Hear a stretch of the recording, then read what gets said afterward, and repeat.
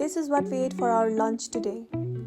सुरु गर्नुभन्दा अगाडि चाहिँ let me tell you one thing. You all might judge this combo, तर trust me, your salty and sweet combination it just healed my mood today.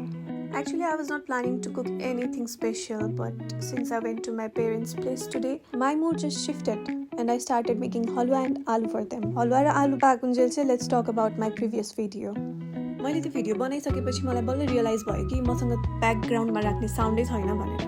मलाई चाहिँ गीत राख्न मन लागेन। I wanted to do a voice over, तर voice ओभरमा पनि के बोल्ने भनेर आइडियै भएन।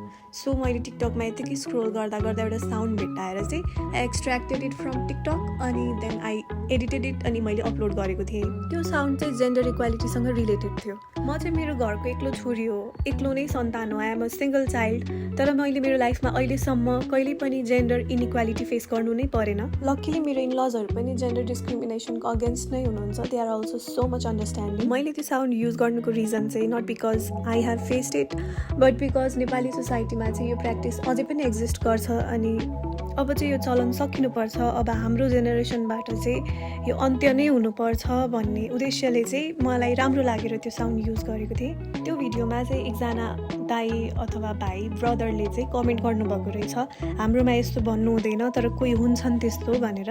आई नो सबैको फ्यामिलीमा त्यस्तो हुँदैन, बट कतै कतै अझै पनि त्यस्तो गर्ने चलन छ र त्यो चलनलाई चाहिँ प्रोत्साहन गर्नु हुँदैन र त्यसको अन्त्य चाहिँ गर्नु नै पर्छ।